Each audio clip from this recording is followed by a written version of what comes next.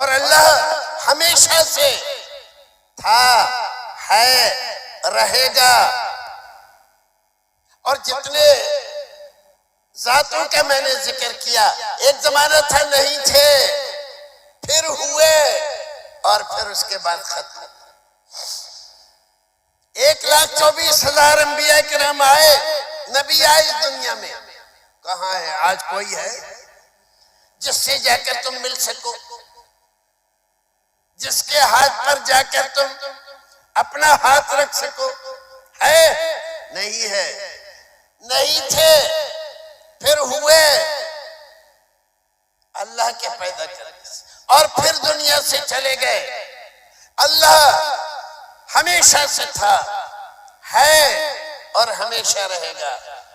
کتنا بڑا ناشکرا اور ناسمجھ ہے انسان جو زندہ ہے، ہر وقت زندہ ہے، کبھی سوتا نہیں۔ سونا تو بہت بڑی بات ہے، اس کو اونگ نہیں آتی۔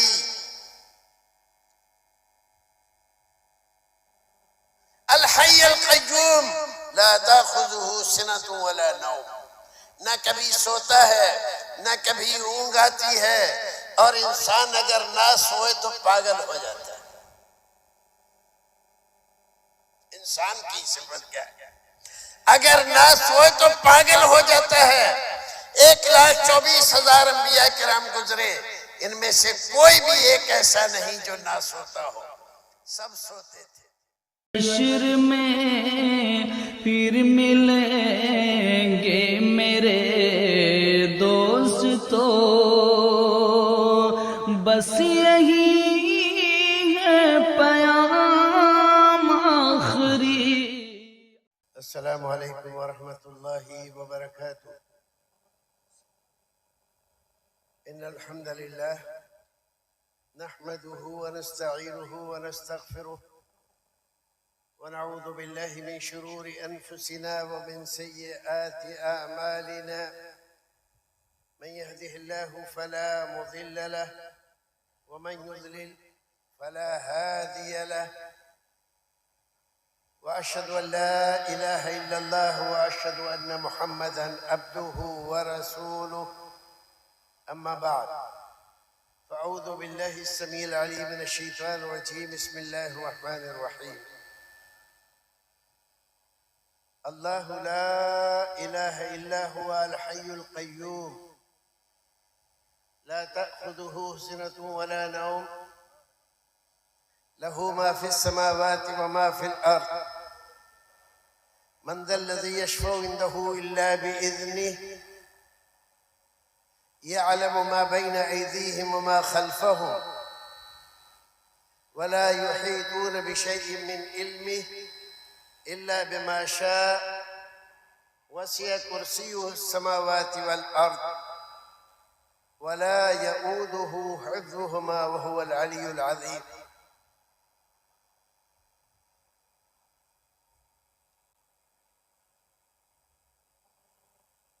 برادران اسلام، دینی بھائیوں،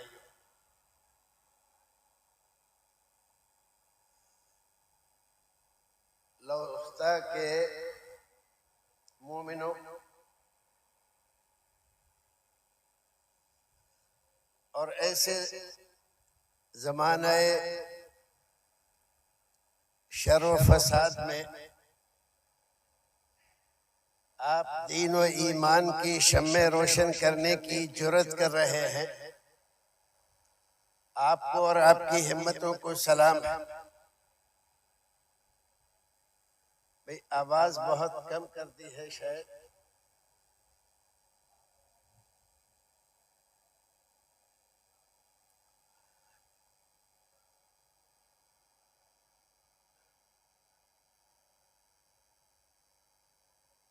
جناب صدر، معزز علماء کرام، حاضرین مجلس اور میرے دینی و ملی بھائیوں،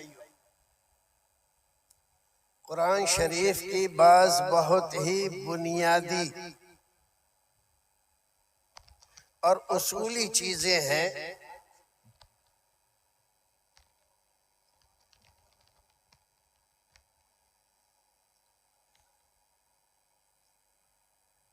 جس کا جاننا ہر ایک مسلمان کے لیے لازم اور ضروری ہے۔ اس جاننے میں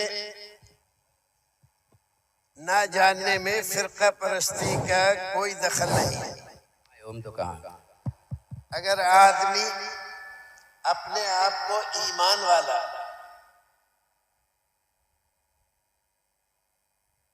اپنے آپ کو قرآن والا، اپنے آپ کو نبی والا، اور آپ اپنے آپ کو نبی اکرم صلی اللہ علیہ وسلم کی محبت سے وابستہ جانتا ہے،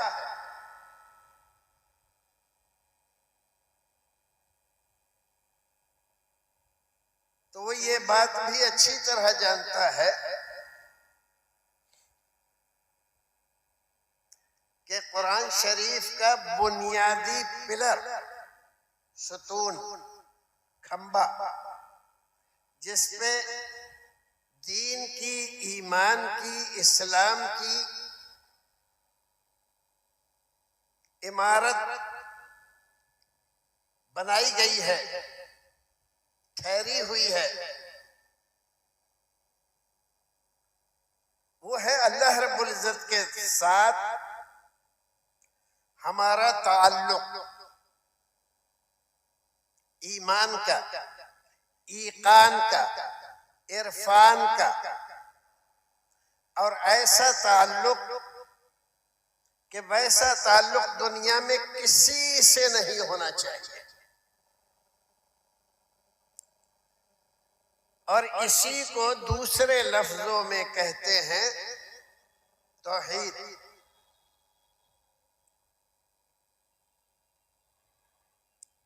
مختصر ترین لفظوں میں آپ سمجھیے کہ اگر آپ کی توحید صحیح ہے، آپ نے گناہ کیے، خطائیں کی، قصور کیے، بڑی بڑی نافرمانیاں کی،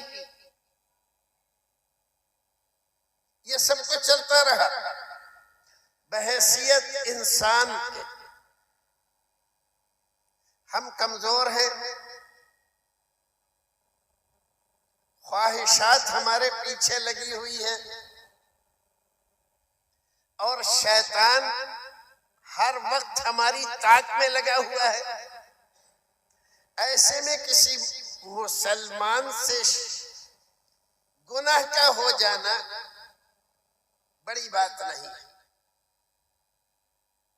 ہو سکتی، ہوتی رہتی ہے، اور کوئی یہ نہیں کہہ سکتا کہ میں گناہ نہیں کرتا ہوں، میں نے آج تک گناہ نہیں کیا ہے۔ اور یہ بات تو ہمارے نبی محترم صلی اللہ علیہ وسلم فرماتے ہیں، کل بنی آدم خطاء، کل بنی آدم، آدم کے بیٹوں میں سے، آدم کی اولاد میں سے، مرد ہو یا عورت ہو، کوئی ایسا نہیں جو گناہوں سے بچا ہوا ہو، جس نے خطا نہ کی ہو، جس سے قصور نہ ہوا ہو، جس سے اللہ اور اس کے رسول کی نافرمانی نہ ہوئی ہو، کوئی نہیں ہے۔ یہ کون کہہ رہا ہے؟ جو دین کو، اسلام کو، ایمان کو لانے والا، بتانے والا، ہمارے دلوں میں بسانے والا، پیوست کرنے والا، اس ساری کائنات میں سب سے زیادہ اللہ رب العزت نے جس کو علم عطا فرمایا، وہ کہہ رہا ہے کل بنی آدم خطاء، اور اس کے بعد وَخَيْرُ الْخَطَّائِينَ التَّوَّابُونَ، خطا کرنے والے تو سب ہیں، لیکن خطا کرنے کے بعد اللہ کی جناب میں، اس کے دربار میں جھکنے والے، اس سے معافی مانگنے والے، توبہ کرنے والے، استغفار کرنے والے سب سے اچھے لوگ۔ گناہ سب سے ہو جاتا ہے۔ گناہ ہو جانا انسان کے لیے بری بات نہیں ہے، انسان فرشتہ نہیں ہے، انسان بہرحال انسان ہے۔ گناہ ہوگا، غلطی ہوگی، خطا ہوگی، لیکن اگر وہ ایک گناہ سے بچا رہے، سارے گناہ کیے اس نے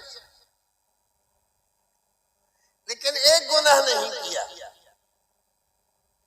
جس کا نام ہے شریعت کی اصطلاح میں شرک، شرک نہیں کیا،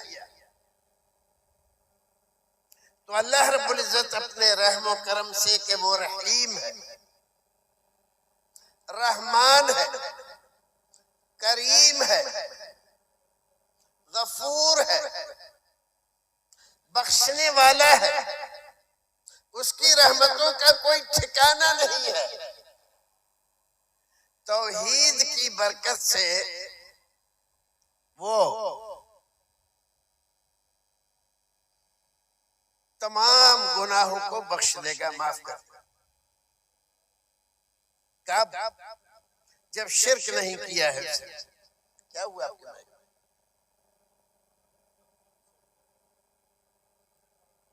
گناہ سارے ہو گئے اور سارے گناہ انسان کر بیٹھا، نادانی میں، جہالت میں، جوانی کے جوش میں، پیسے کے جوش میں، طاقت اور قوت کے جوش میں، لیکن اس کے بعد توبہ کی اس نے، سب گناہ کیے لیکن شرک نہیں کیا۔ اللہ اکبر۔ صرف اتنی سی بات بندے کی اللہ رب العزت کو اتنی پسند آتی ہے، اتنی پسند آتی ہے، قربان جاؤ اس کی رحمتوں کے۔ حدیث قدسی میں فرماتا ہے، یا عبادی، اے میرے بندو، تم نے دنیا میں گناہ کیے، خطائیں کی، قصور کیے، بڑی بڑی غلطیاں کی، وَلَمْ تُشْرِكْ بِي، تمام گناہ کیے لیکن شرک نہیں کیا۔ قیامت کا دن ہے، دنیا ختم ہو گئی ہے، اب نہ کوئی نیکی کر سکتا ہے نہ گناہ کر سکتا ہے۔ گناہ کا اور نیکی کا تعلق کہاں سے ہے؟ دنیا سے۔ گناہ ہوتے ہیں دنیا میں، دنیا کی زندگی میں۔ توبہ، استغفار دنیا میں انسان کر سکتا ہے، مرنے کے بعد استغفار کرنے کا کوئی فائدہ نہیں ہے، نہ کر سکتا ہے۔ توبہ کرے گا کوئی فائدہ نہیں ہے۔ قیامت کے میدان میں کتنے ہی استغفار پڑے کوئی فائدہ نہیں۔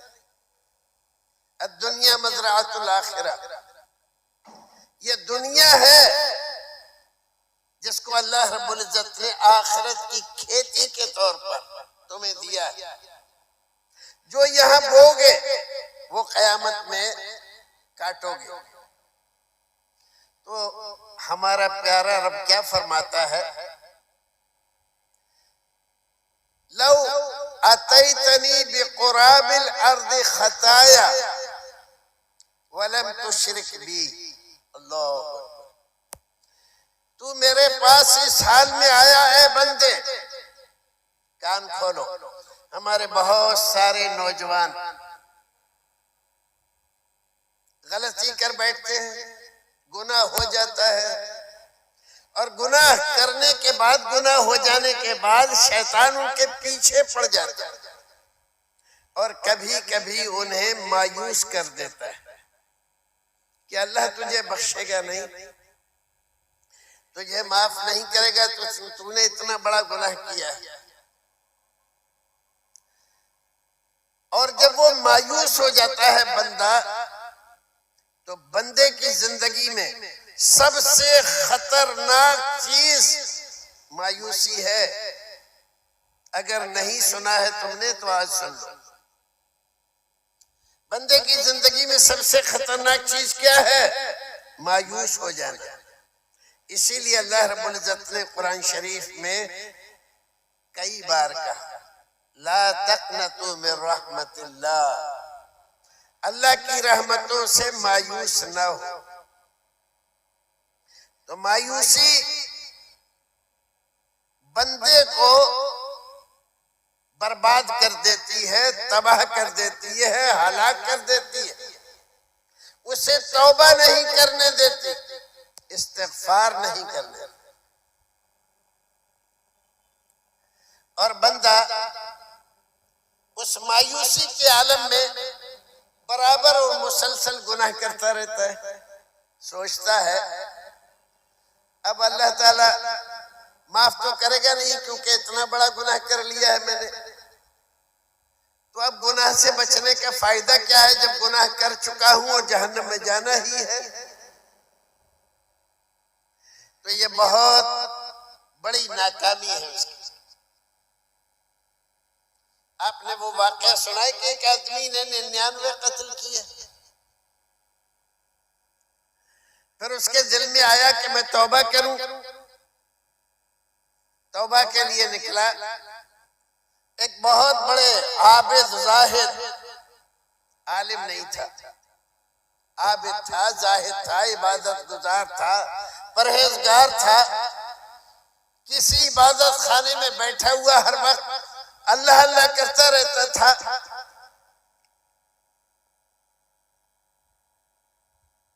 عالم نہیں تھا، عالم ہونا اور بات، اور عالم کی فضیلت تو کوئی پا ہی نہیں سکتا، کتنا ہی عبادت گزار ہو۔ بعض عبادت گزاروں کو، نمازیوں کو، تہجد گزاروں کو اپنی عبادت کے اوپر غرہ ہو جاتا ہے، دھوکہ، فریب، غرور، مولوی بنا پھرتا ہے، یہ کرتا ہے، وہ کرتا ہے۔ ہم تہجد کی نماز پڑھتے ہیں، اشراق کی نماز پڑھتے ہیں، یہ نماز پڑھتے ہیں، وہ نماز پڑھتے ہیں، یہ تو پڑھتا نہیں، وہ سمجھتا ہے ہم اس سے بڑھ گئے ہیں۔ دھوکہ ہے، شیطان کا فریب ہے، عالم سے بڑھ کر نہیں ہو سکتا۔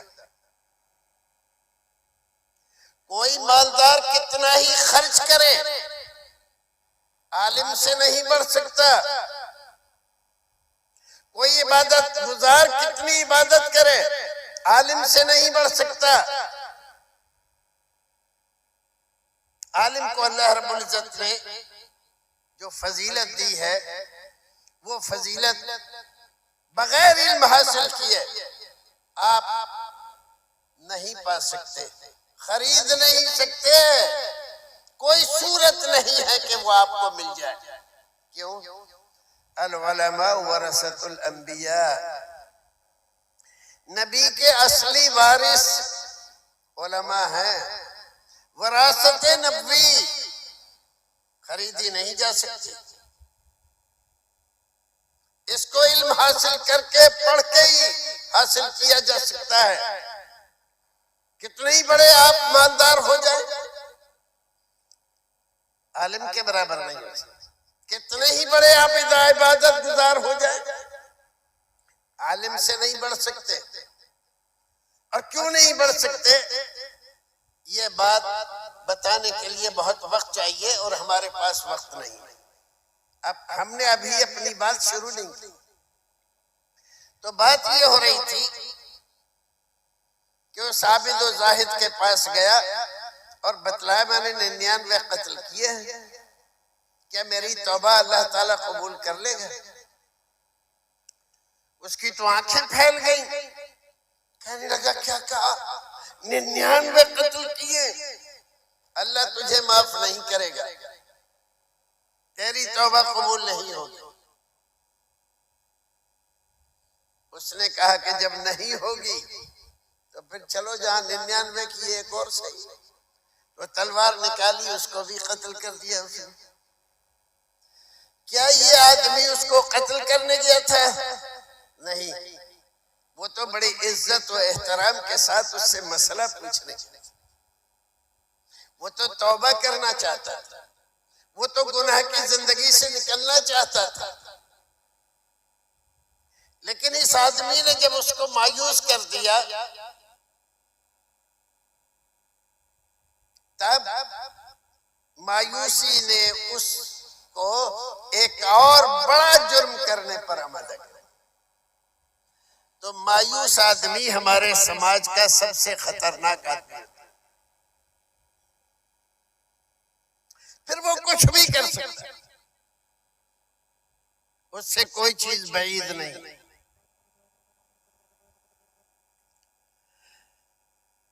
جیسے ہمارا یہ لاؤڈ اسپیکر کبھی بھی بند ہو سکتا ہے، کبھی بھی آواز بیٹھ سکتی ہے اس کی. ایسے ہی مایوس آدمی کبھی بھی کچھ بھی کر سکتا ہے. اور شیطان کا سب سے بڑا حربہ انسان کو اللہ رب العزت سے بدگمان کر کے اس سے مایوس کرنا ہے. اور جب بندہ مایوس ہو جاتا ہے تو پھر گناہ پہ گناہ کرتا چلا جاتا ہے. بات دوسری طرف نکل گئی. بات میں ذکر کر رہا تھا کہ اللہ رب العزت فرماتا ہے، یا عبدی، اے میرے بندے، لو اتیتنی بقراب الارض خطایا، اگر تو میرے پاس قیامت کے دن، دنیا ختم ہو گئی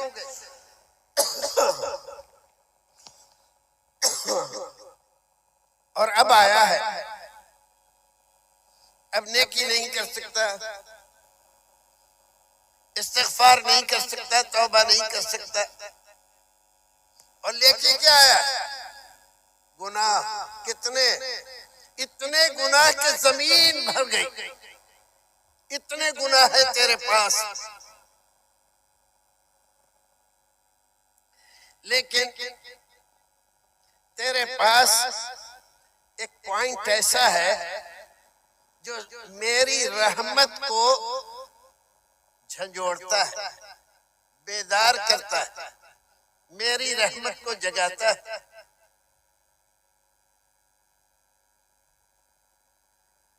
سارے گناہ کیے، تم نے شرک نہیں کیا. اللہ، سارے گناہ کیے، شرک نہیں کیا، تو اللہ رب العزت کیا کہتا ہے؟ لَأَتَيْتُكَ بِقُرَابِهَا مَغْفِرَةً وَلَا أُبَالِي. ان دو لفظوں پر تو ذرا غور کر. میں زمین بھر کے، تو میرے پاس آیا ہے، زمین بھر گئی تیرے گناہوں سے. اس حال میں آیا لیکن شرک نہیں کیا تھا. یہ پلس پوائنٹ. سارے گناہ کیے، شرک نہیں کیا. لَأَتَيْتُكَ بِقُرَابِهَا مَغْفِرَةً، تو میں زمین بھر کے مغفرت لے کر آؤں گا اور تجھے بخش دوں گا. یہ بخشش اتنے گناہوں کے بعد کس وجہ سے ہوئی؟ اس آدمی کو بخشش کس پوائنٹ پر ملی؟ کون سا عمل اس نے ایسا کر لیا جس کی وجہ سے اللہ رب العزت اس کے زمین بھر گناہوں کو بخش رہا ہے؟ وہ ہے توحید. توحید میں کبھی کانٹا نہیں لگنے دیا، اس میں کسی سے سمجھوتا نہیں کیا.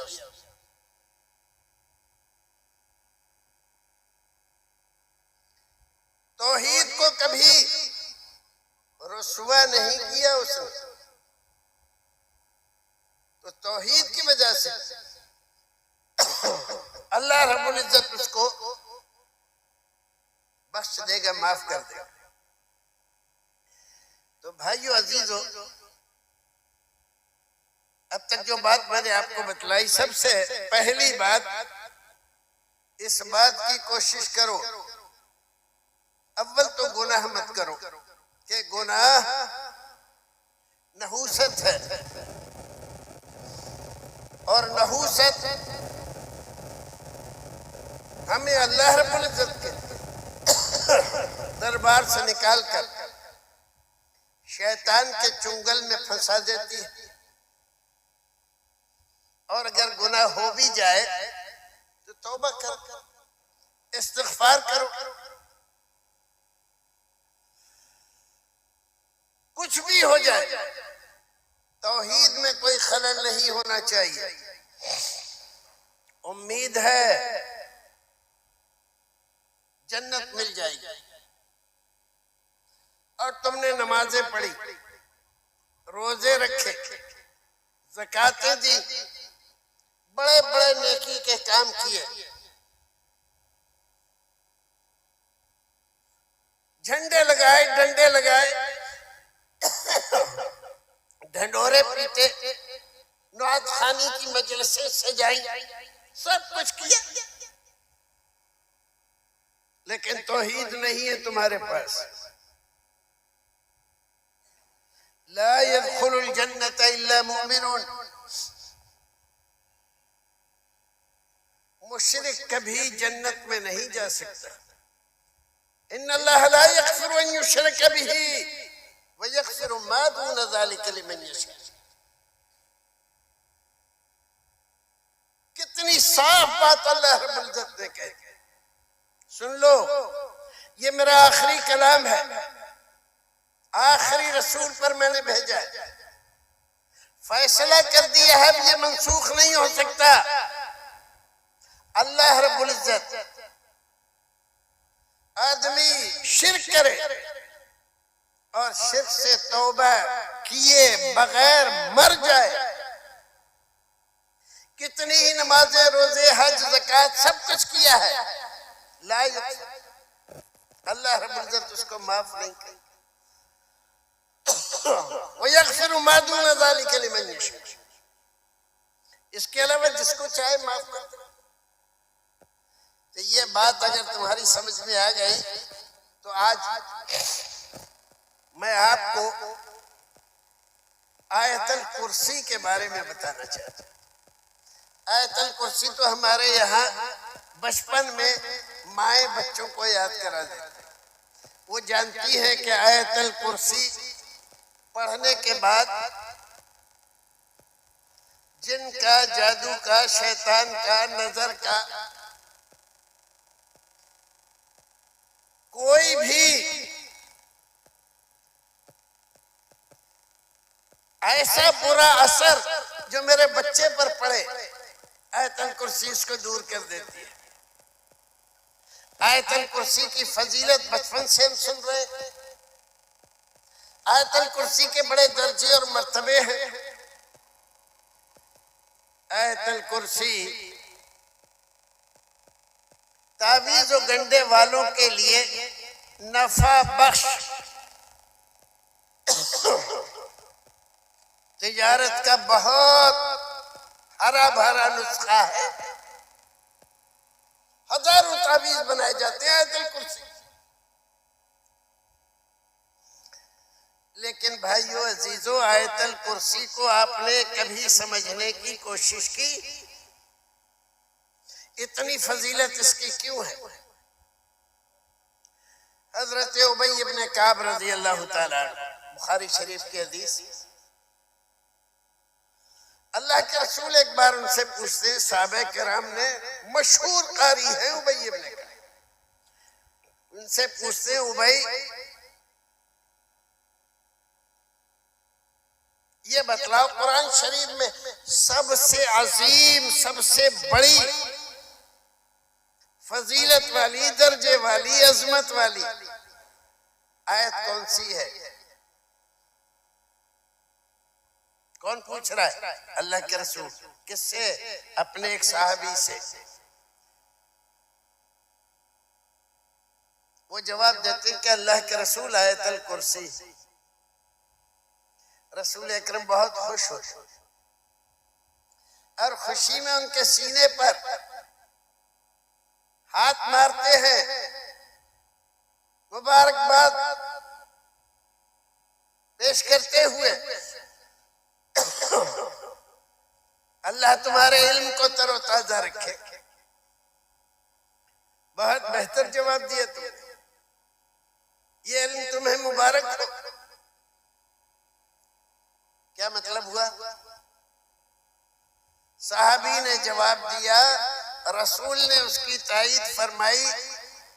پتہ چلا کہ قرآن شریف کی تمام سورتوں، تمام آیتوں سے بڑھ کر آیت اور سورت سورہ بقرہ کی یہ آیتیں ہیں جن کو ہم آیت الکرسی کہتے ہیں۔ کتنی فضیلت والی آیتیں ہیں۔ اگر فضیلت پر بیان کیے جائے تو آدھا ایک گھنٹہ تو اسی پر چاہیے، لیکن ہمارا یہ موضوع تو ہے نہیں۔ تو بھائیو یہ سمجھو، ایک سوال، آیت الکرسی کی اتنی فضیلت، اتنے درجے، اتنے مرتبے، اتنے فائدے کیوں ہیں؟ قرآن تو قرآن ہی ہے۔ قرآن کی کسی اور سورت کے، کسی اور آیت کے اتنے درجے اور مرتبے کیوں نہیں ہیں؟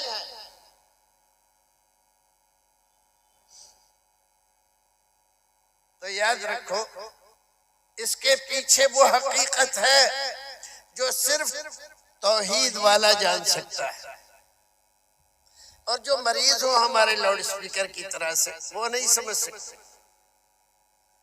وہ نہیں سمجھ سکتے۔ توحید والا ہی جان سکتا ہے کہ آیت الکرسی کی اتنی فضیلت کیوں، درجے کیوں، مرتبے کیوں۔ لیکن جو مریض ہیں، مرض بدعت ہے، مرض شرک ہے یا کچھ اور ہے، یہ بیچارے آیت الکرسی کی فضیلت سے محروم۔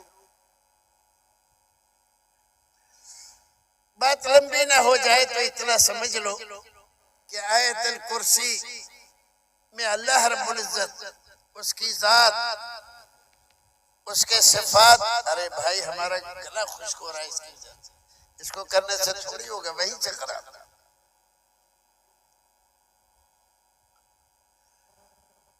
تو اس کے درجے، مرتبے، فضیلتیں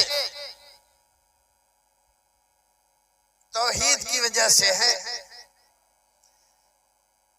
کہ یہ آیت الکرسی اللہ کی ذات، اس کے اختیارات، اس کے پاور، اس کی قیومیت، اس کے حی، مالک الملک، تمام کائنات پر ملکیت رکھنے والا اور ہر ایک کی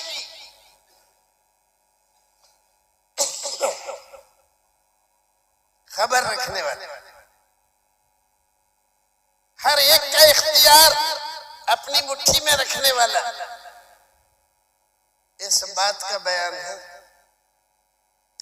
اگر یہ بات کسی کی سمجھ میں آ جائے جو بات آیت الکرسی میں بتائی گئی ہے، تو شرک کے جتنے جھنڈے، ڈنڈے اور جتنے مرکز اور جتنے اڈے بنے ہوئے نا دنیا میں، قسم اللہ رب العزت کی، سارے کے سارے ختم ہو جائیں اگر آیت الکرسی کو آپ سمجھ لیں۔ اللہ کے اختیار، اللہ کے درجے، مرتبے اور اس کی بادشاہت کو اگر آپ سمجھ لیں۔ لیکن آپ تو دوسروں کی بادشاہتوں کے جھنڈے گاڑ رہے ہیں، ان کے بخان کر رہے ہیں، ان کے بیان کر رہے، ان کے کرشمے، ان کی کرامتیں. یہ کرشمے اور کرامتیں جو آپ بیان کر رہے ہو، اگر ان کو صحیح مان لیا جائے، جبکہ ان میں سے 90% جعلی ہے، جھوٹے ہیں، اگر ہم سب کو صحیح مان لیں تو ایک بات تو بتاؤ، یہ کرامتیں، یہ کرشمے اور یہ طاقتیں انہیں دی کس نے؟ دینے والا کون؟ نبیوں کی نبوتیں، رسولوں کی رسالتیں، شہیدوں کی شہادتیں، ولیوں کی ولایتیں کہاں سے ملی ہیں ان کو؟ کہاں سے لائے ہیں؟ کیا خود حاصل کر لی؟ کیا کوئی آدمی خود ولی بن سکتا ہے؟ نبی بن سکتا ہے؟ رسول بن سکتا ہے؟ شہید ہو سکتا ہے؟ یہ ساری چیزیں اللہ کے دربار سے بڑھتی ہیں، وہیں سے ملتی ہیں. تو اگر کوئی آدمی سمجھ لے آیت الکرسی کو، آیت الکرسی کو سمجھنے کے مطلب ہے کہ وہ اللہ کی ذات کو کچھ سمجھ سکتا ہے، اللہ کی صفات کو کچھ سمجھ رہا ہے. ورنہ صرف ہم آیت الکرسی پڑھ پڑھ کے دم کرتے رہیں گے زندگی بھر، دم نکل جائے گا اور آیت الکرسی سمجھ میں نہیں آئے گا. بالکل اسی طرح جیسے ہم اللہ رب العزت کے اوصاف، اس کے اختیارات نہ سمجھ کر اس کے کلام کی آیتوں کو، آیت الکرسی کو، معوذتین کو، قل اعوذ برب الفلق، قل اعوذ برب الناس کو پڑھ پڑھ کر بچوں پر دم کرتے ہیں، اور کیا کیا کرتے ہیں آپ سب جانتے ہیں، لیکن سمجھتے نہیں.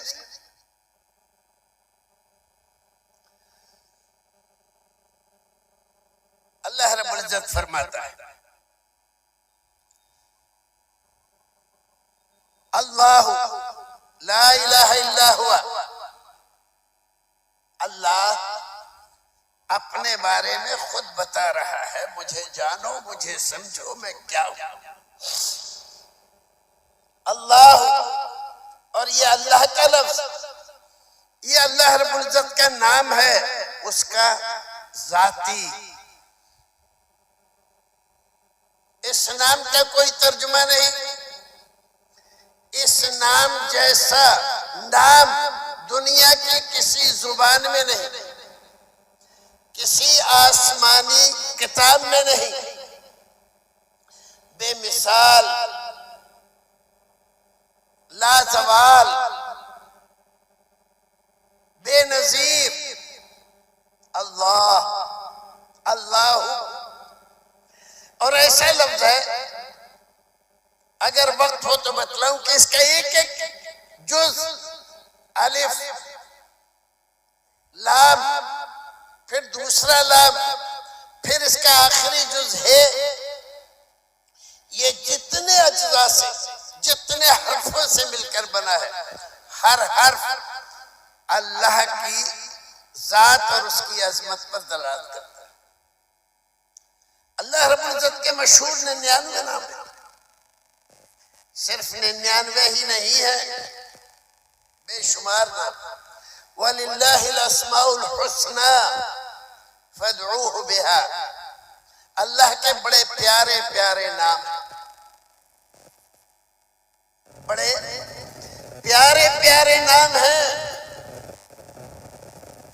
فَادْعُوهُ بِهَا، تو اللہ کو اس کے ان ناموں، پیارے ناموں کے وسیلے سے پکارو. وسیلہ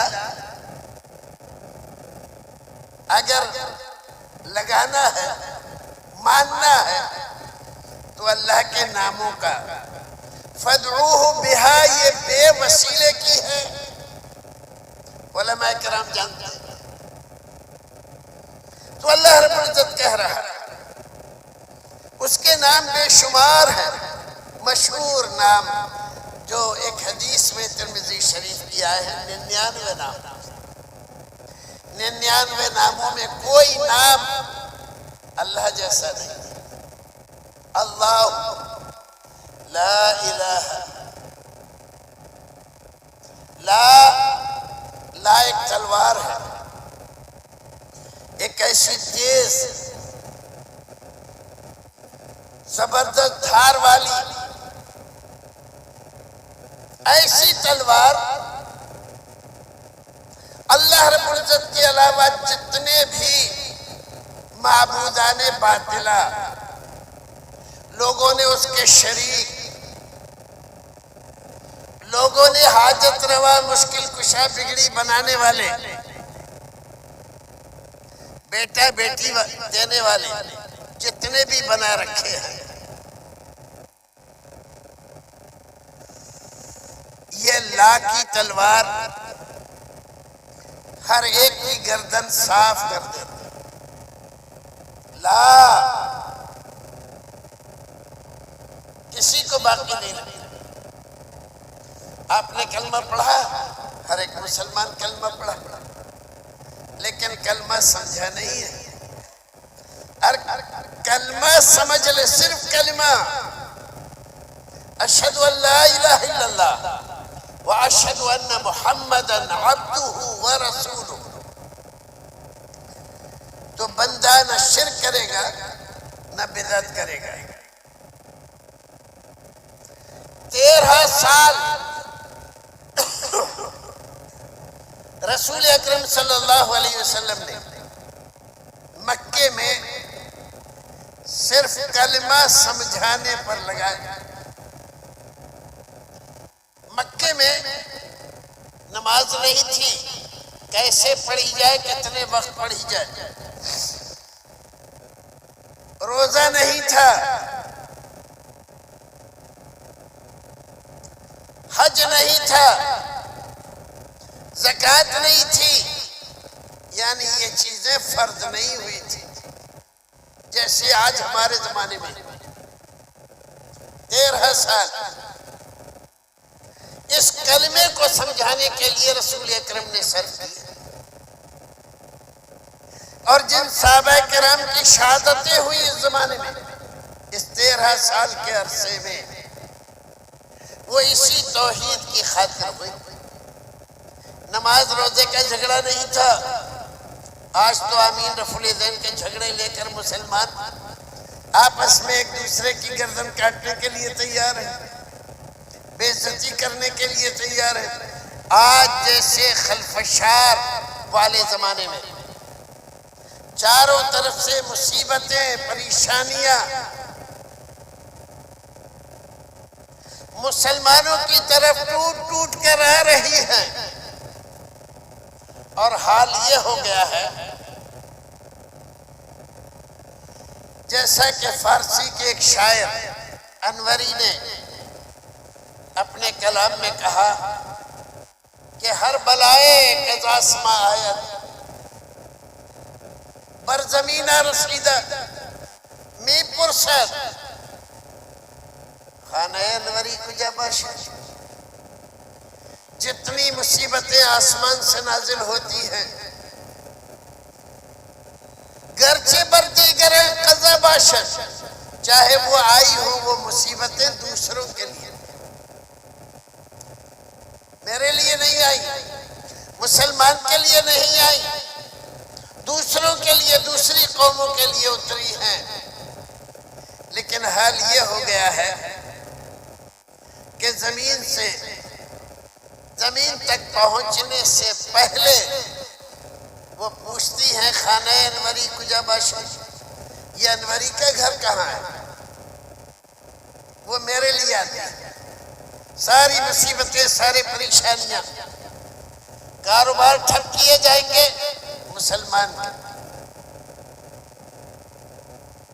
گھر توڑے جائیں گے مسلمان، مقدمے لگائے جائیں گے مسلمان، جیل میں ٹھوسا جائے گا مسلمان، آپ سب جانتے ہیں یہ ساری چیزیں جو کچھ بھی ہو رہی ہیں آج کے زمانے میں، اس کے باوجود مسلمانوں کی حالت یہ ہے کہ اپنے بھائی سے نفرت کرتے ہیں، اپنے بھائی کو ستانے میں لطف پاتے ہیں، اپنے عالموں کی بے عزت کر کے اپنے دل کو ٹھنڈا کرتے ہیں۔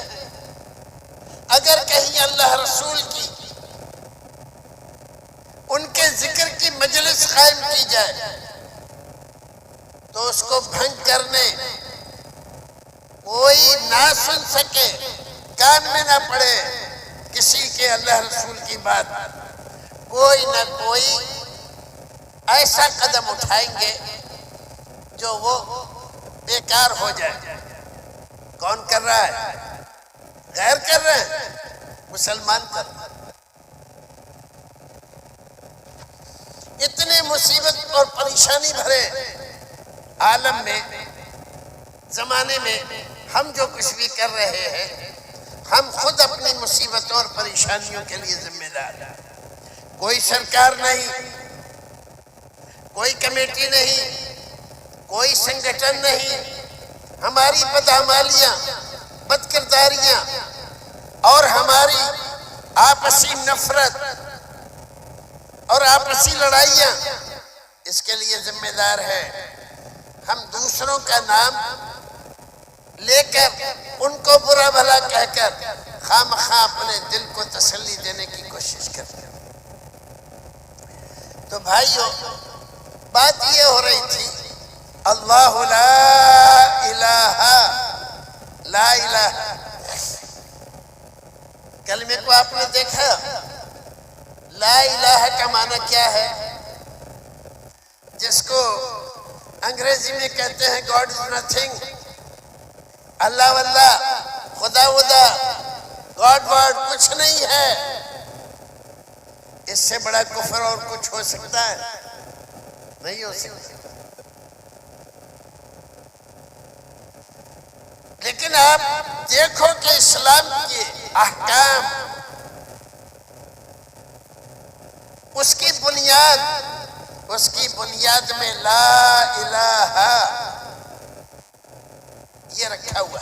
پہلے آپ اس بات کا اقرار کرو، لا الہ، لا کی تلوار سے تمہارے دل میں، تمہارے دماغ میں، تمہاری سوچ میں، تمہاری آرزوؤں میں، تمہارے علم میں جتنے بھی حاجت روا، مشکل کشا، بگڑی بنانے والے، بیٹا بیٹی، روزی روٹی دینے والے پائے جاتے ہیں، موجود ہیں، تمہاری اپنی وجہ سے، تمہارے ماں باپ کی وجہ سے، تمہارے خاندان کی وجہ سے، تمہارے علاقے کی وجہ سے۔ پہلے ان سب کا سر قلم کر لا الہ، کوئی معبود نہیں، کسی کی عبادت نہیں کی جا سکتی، کسی کے لیے سجدہ جائز نہیں، کسی کے سامنے ہاتھ پھیلانا جائز نہیں، کسی سے دعا مانگنا جائز نہیں، حاجت روا مشکل کشا کوئی نہیں، انکار کر دو آپ۔ بات آ رہی ہے سمجھ میں؟ کبھی سنا یہ نکتہ آپ نے؟ نکتے کیا سنیں گے؟ توحید کو ہم نے بیان نہیں کیا اور آپ نے سنا نہیں، اور ہمارے بعض بھائی، ہمارے ہی بعض بھائی جب توحید کی بات ہوتی ہے تو کہتے ہیں مولوی صاحب کوئی دوسرا عنوان رکھیں۔ کیوں؟ اس سے آپس میں لڑائیاں ہو جاتی ہیں، نفرتیں ہوتی ہیں، اختلاف پیدا ہوتا ہے۔ کوئی نئی بات نہیں کہہ رہی، یہ صحیح بات کہہ رہے ہیں۔ اللہ کے رسول سے مکہ والے 40 سال تک عزت، احترام، محبت بے حد کرتے تھے، بڑے بڑے سارے معاملات آپ کے پاس لا کر حل کرتے تھے۔ اب اس کی تفصیل بیان کروں تو میرا وقت ہی چلا جائے. لیکن 40 سال کے بعد جب آپ نے لوگوں کے سامنے کھڑے ہو کر کہا یا ایھا الناس قولوا لا الہ الا اللہ، تب وہ 40 سال کا وقار، عزت، تعظیم، توقیر، محبت و احترام سب اٹھا کر باہر پھینک دیا اور یہ الزام لگایا کہ یہ آدمی جب سے آیا ہے اس نے مکے والوں کی نیندیں حرام کر دی، باپ کو بیٹے سے جدا کر دیا، بیٹی کو ماں سے جدا کر دیا، گھر گھر میں لڑائی کر دی. کون سی لڑائی تھی؟ آپ تو رحمت للعالمین تھے، آپ تو پیار محبت لے کر آئے تھے، لیکن الزام کیا تھا آپ کے سر کہ یہ لڑائی کرا رہا، جبکہ آپ صرف یہی لا الہ الا اللہ کہلوانا چاہتے ہیں، اسی بات کو کہتے تھے، یہی سمجھاتے تھے.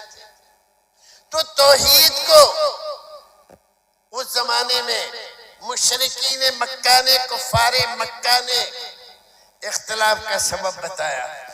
آج بدقسمتی سے ہمارا بھائی مسلمان بھی اس کو اختلاف کا سبب سمجھ رہا ہے، جبکہ یہ بنیاد ہے. بغیر اس کے ہمارا روزہ، نماز، حج، زکوٰۃ کچھ قبول نہیں ہوتا. اگر توحید نہیں ہمارے پاس تو کچھ نہیں، ہمارا پاور زیرو ہے. تو سب سے پہلے کلمے میں کیا بتلایا اور یہاں کیا بتلایا؟ اللہ لا الہ، لا الہ، کوئی معبود نہیں. اسی کو کہا اللہ رب العزت نے قرآن میں سورہ بقرہ وَمَن يَكْفُرْ بِالطَّاغُوتِ وَيُؤْمِن بِاللَّهِ. دیکھیے کتنی پیاری بات کہی ہے. یکفر بالطاغوت، جو آدمی طاغوت کا، اللہ کے علاوہ حاجت روا، مشکل کشا، بگڑی بنانے والا، بیٹا بیٹی دینے والا کوئی ہے، اس کا کفر کرے، اس کا انکار کرے. جب تک آپ کفر نہیں کرتے تب تک آپ کو ایمان نہیں ملتا. بات آ رہی سمجھ میں؟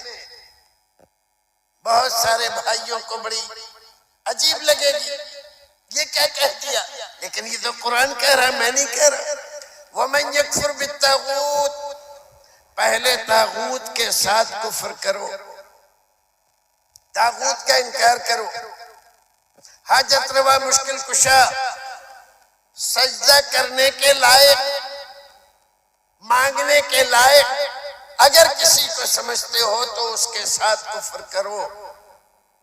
وَيُؤْمِن بِاللَّهِ، اور پھر اللہ پر ایمان لاؤ. پہلے کفر، پھر اس کے بعد ایمان. اسی کو اللہ رب العزت یہاں کہہ رہا ہے. اللہ لا الہ الا ہوا، صرف اللہ، حاجت روا، مشکل کشا، بگڑی بنانے والا، بیٹا بیٹی روزی روٹی دینے والا، نیا پار لگانے والا، بیڑے ساحل سے لگانے والا، مصیبتوں اور پریشانی کو دور کرنے والا. اور اللہ رب العزت قرآن میں پوچھتا ہے اَمَّن يُجِيبُ الْمُضْطَرَّ إِذَا دَعَاهُ، اے دنیا والو ذرا بتاؤ تو کون ہے؟ امن، کون ہے؟ مشرق میں، مغرب میں، شمال میں، جنوب میں، زمین میں، آسمان میں، سب پہ نظر دوڑاؤ، اچھی طرح دیکھو اور پھر جواب دو. من یجیب المضطر اذا دعا، کسی مصیبت زدہ کی مصیبت، پریشان حل کی پریشانی، مصیبت میں گرفتار آدمی کی مصیبت کون ہے جو دور کرتا ہے؟ پریشانی کو کون دور کرتا ہے؟ آئی ہوئی مصیبت کو کون ٹالتا ہے؟ وَيَكْشِفُ السُّوءَ، مصیبت کو دور کر کے اور رحمتوں سے اس کو نوازنے والا کون ہے؟ اللہ کے علاوہ کوئی اور ہے؟ اِلَٰهٌ مَّعَ اللَّهِ، کیا اللہ کے ساتھ کوئی اور بھی حاجت روا مشکل کشا ہے؟ اللہ پوچھتا ہے۔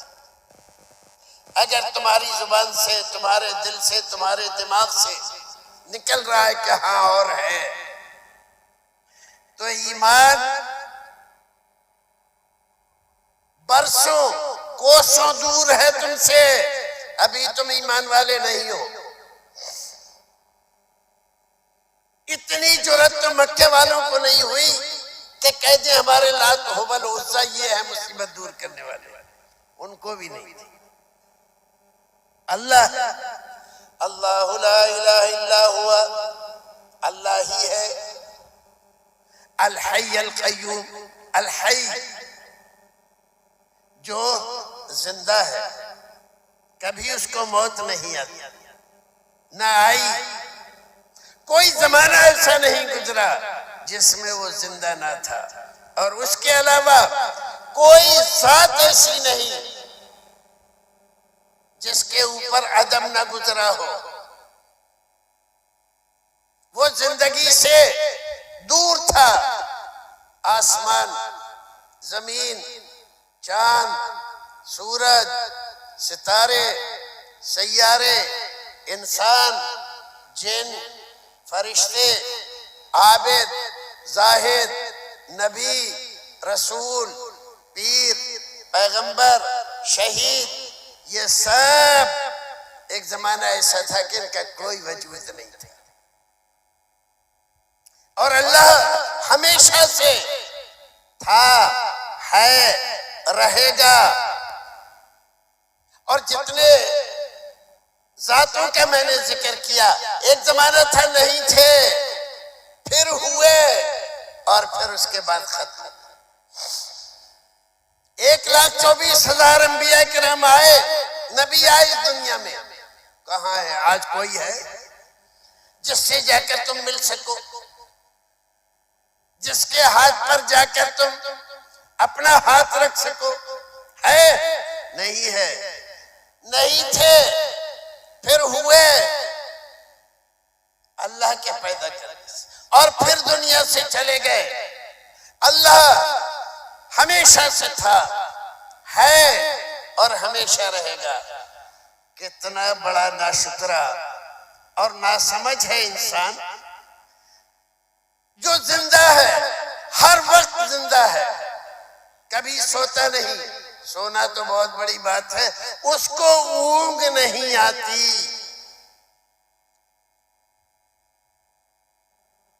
الحی القیوم لا تاخذہ سنۃ ولا نوم، نہ کبھی سوتا ہے نہ کبھی اونگ آتی ہے، اور انسان اگر نہ سوئے تو پاگل ہو جاتا ہے۔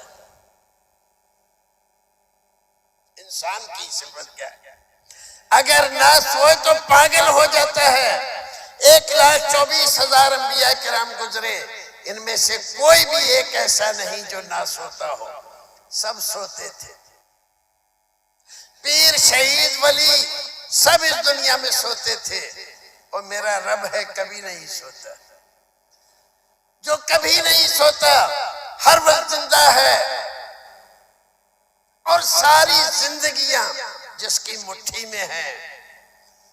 نہ سمجھ انسان اس کو چھوڑ کر جو جاگ رہا ہے، زندہ ہے، جو لوگوں کو اور تمام چیزوں کو زندگیاں دینے والا ہے، اس کو چھوڑ کر ایسوں کے سامنے دامن پھیلا رہے ہیں، ان سے مانگ رہے ہیں بیٹا بیٹی روزی روٹی، جو سو جاتے ہیں، جن کو نیند آتی ہے، نہ سوئے تو ان کی صحت خراب ہو جاتی ہے۔ اس سے بڑی حماقت اور کیا ہو سکتی ہے انسان سے، کہ زندہ کو چھوڑ کر ان سے مانگ رہا ہے جو 24 گھنٹے میں سو جاتے ہیں۔ اور بھائیوں، سونا بھی ایک موت ہے، نیند بھی موت کی چھوٹی بہن ہے۔ اسی لیے ہمارے رسول نے ہمیں سکھایا کہ جب ہم جائیں بستر پہ سونے کے لیے تو دعا پڑھیں اللہم بِاسْمِكَ اموتو، اے اللہ میں تیرے نام سے مرتا ہوں، اموتو مرتا ہوں، اور وہ احیا اور زندہ ہوتا ہوں۔ ہم مر جاتے ہیں 24 گھنٹے میں، ہمارا رب پھر سے ہمیں زندگی دے دیتا ہے، اور اللہ رب العزت کبھی نہیں مرتا، وہ ہمیشہ سے ہمیشہ رہے گا، زندہ ہے، کبھی اس کو اونگ نہیں آتی، کبھی سوتا نہیں، اور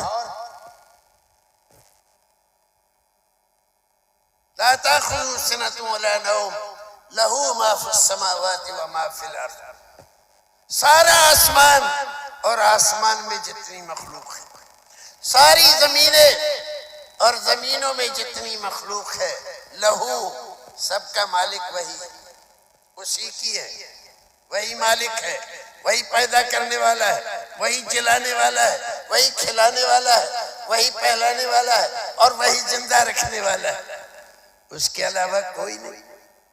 لہو مالک ان کا وہ ہے، بیدی الملک، یہ ساری کائنات اس کی مٹھی میں ہے،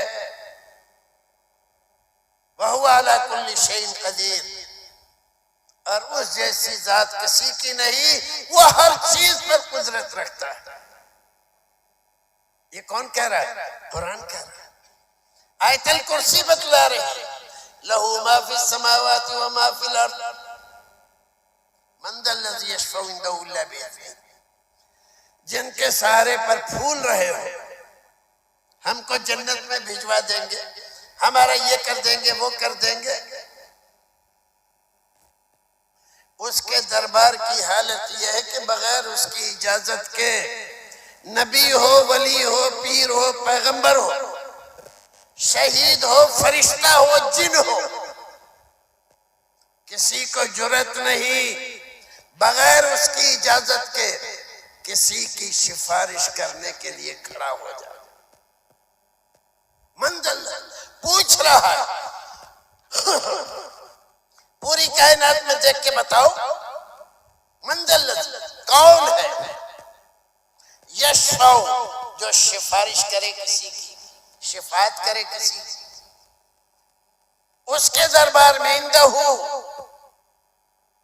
الا باذنی، بغیر اس کی اجازت کے، تو بغیر اس کی اجازت کے اس کے دربار میں کھڑے ہو کر سفارش کرنے کی جرأت کسی کو نہیں۔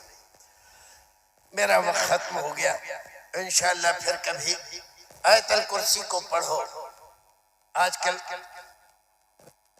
قرآن کے ترجمے، بہت ساری تفسیریں، اور اس میں بہت کچھ قرآن و سنت کو لے کر بیان کیا گیا ہے، آپ اس کو پڑھو۔